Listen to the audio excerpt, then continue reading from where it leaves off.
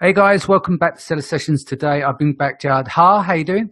I'm doing well, thanks. How are you? Yeah, good. Do you want to give the audience a bit of background on yourself? So we are a American and Hong Kong owned contract manufacturing company.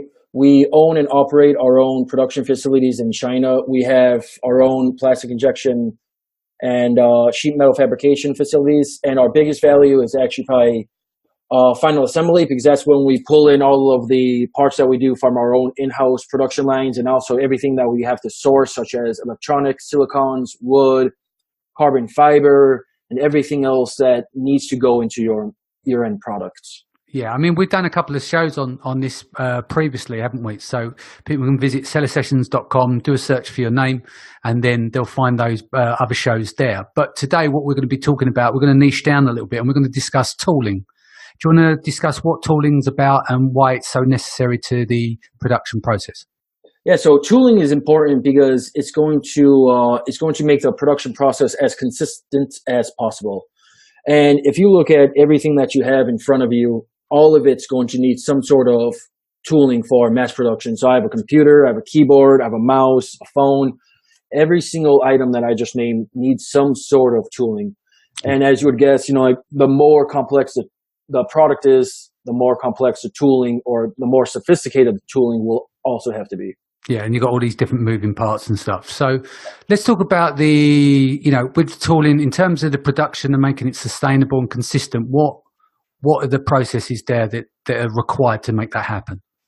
So for me, there's really, for the sake of this conversation, there's two main kinds of tooling. Yeah. There are molds and there are fixtures. When you get down into it, there are a bit more, but let's just start with those. Yeah. So molds are basically it's a hollowed out piece of steel, such as for plastic injection molding. And so what happens is those molds are pressed together, and then you have plastic that is melted down in shots into the tools. Yeah. When it solidifies, the mold will open and out comes a plastic parts. Yeah. So that's as simple as it could be, that's the process for... Yeah, obviously we're talking on a macro level. There's obviously lots of variants on that. But what about in terms of fixtures? For fixtures, it's a bit more simple. So let's say if you have a drill and you want to drill a hole into a wood block, you have to hold the wood block down while it's being processed. The hand that holds it is looked at as a fixture. Right. Okay. So when we get into mass production, it's basically anything that's clamped down that is being processed is a fixture. Gotcha. Makes sense. And talk to me about jigs. Jigs are a bit more different. And also actually with the automation process now, we don't actually have really any more jigs in the production process. Yeah. If your processes aren't as automated, you need them, but yeah. The majority of the processes actually don't really need them anymore. Yeah. Cool. So which production lines now need tools in?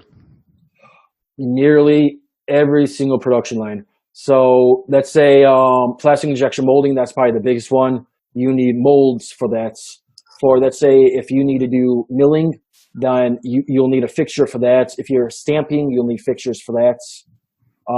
So if I may, maybe I could talk about the process of sheet metal fabrication. Yeah, let's walk through that. Kind of, the tools that are needed.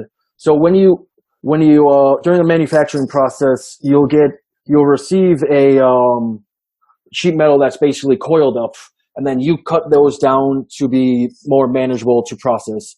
When you cut it down, you need a tool for that. So that's one. And then let's say if you need to make a circular product with some, ins and outs. So the punch that applies force to the sheet metal also needs a tool. So that's another tool. Yeah. And then say if it needs to be further processed, if it needs to be CNC'd to have some sort of shape to it, then you'll need another fixture to hold it down while it's being processed. And then if it needs to be bended, then you'll also need another one for it to be bended 90 degrees, 45 degrees, or whatever you would like it to be. Yeah, so for a layman, it's quite involved. Do you want to go into milling and turning and drilling, etc., and explain the process of CNC? So for milling and turning, you have you're going to have a block of steel that's going to be placed into the machine, and it's going to be clamped down. And then it's all computer automated from there. So you put your design into the CAM, and then that's going to basically spit out your end product. So depending on, if it needs holes or if it just needs to be milled down, the CNC machine will do all of that for you within us. What else is I going to say? So what about the lead times on tooling? So for tooling, it depends on the process. Let's say for molds, you'll usually need about 1 month. Yeah. That's just because it's going to be more sophisticated. For fixtures, you don't have to have such a high quality of steel. It could be lower and it's more simple. You usually need a few weeks. That should be enough. Let's say 2 to 3 weeks. Cool. And what about ownership on tools? Ownership, that depends on and how you work on this with your manufacturer. However, if it's going to be your product, if you own the IP, then you'll also want to own the tools as well. However, they will be stored at your suppliers, and they are responsible as well for any maintenance on the tools, such as oil and other things, to make sure that they won't rust. What about in terms of fee? Is there any fees and stuff in and around it? So obviously you're paying for the tools, you have ownership. What happens if you want to move factories or you need it stored somewhere, and how is that protected, etc.? So let's say if you need to move it to a factory, then you'll probably have to get a third party involved to check the quality of the tool before it's shipped out. Usually the factory that's going to be transporting it's not going to be, very eager to do that, because they're going to be losing or missing out on your business. Mm-hmm. So usually you need a third party to get in there and to check the quality of the tool to make sure that it could fit your quality requirements and to fit properly into the machine that you have. The machines are made differently, so you have to make sure about that. Cool. But let's say if it's, and then during transportation, these are big blocks of steel. Yeah. And so, if they collide, if they're not secured properly, then you could get into additional quality issues. Cool. Well, let's get into costings now. In terms of mold and fixtures, starting with molds, what are we looking at?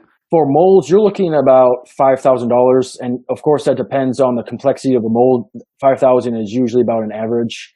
If you have, let's say, a very, very basic, you could probably get it down to $3,500, $4,000. And of course, if it's a very complex, you have a lot of slides and unique features, you need a lot of tooling, or it's a huge piece of steel, you need a huge machine, then it's going to be a little bit more.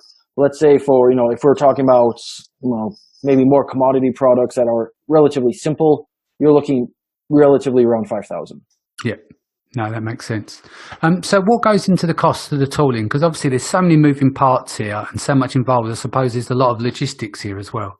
Yeah. So for us, fortunately, we do all of our tooling in-house. Yeah. So there's really not much logistics. Once it's done, so once the tool is being made, we just move it about 30 meters and then, it's in the machine.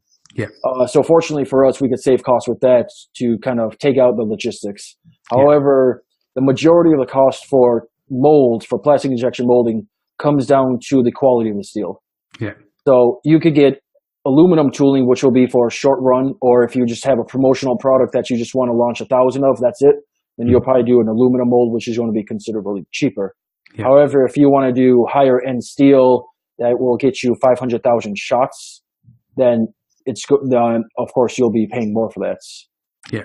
Also, the cuts and things like that, how complicated is the tool to actually make, also affects it. But the majority of it comes down to the quality of the steel.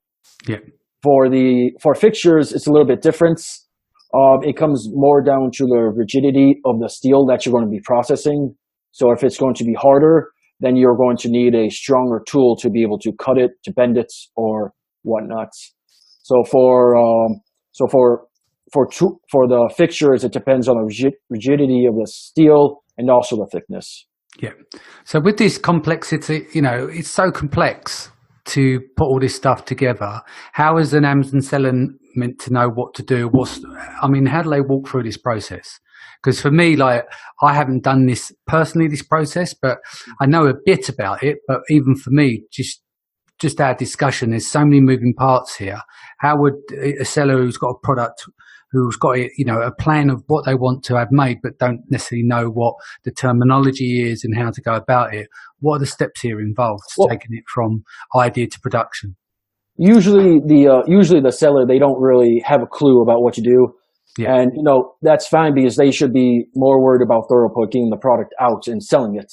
Yeah. So they have to kind of more partner up with a manufacturing company that could, hold your hand, I guess, through the process. And of course, each product you're going to be doing is going to be different. Some are going to be for silicone, some will be for plastic, some will be for milling, some will be for stamping, bending, yada yada yada. So each one, it's always case by case. But if you want to know the process, which you probably should since it's yours, you should just contact your contract manufacturer and just have them explain for your product what is the process, for your product what is the estimated costs to get it into production as well. Yeah, makes total sense. Cool. I think we've pretty much covered a lot of ground there. What's the best way that people can reach you? They could reach me at epowercorp.com. You could also email me at Jared, Jared, at epowercorp.com. That is EPOWERCORP.com. And of course, you could always follow me on LinkedIn to get our most recent blogs and everything like that. Sounds good. Guys, thanks for joining us. Jared, thank you for joining us. If this is your first time, don't forget to hit the subscribe button, and I'll see you again in the next few days. Take care.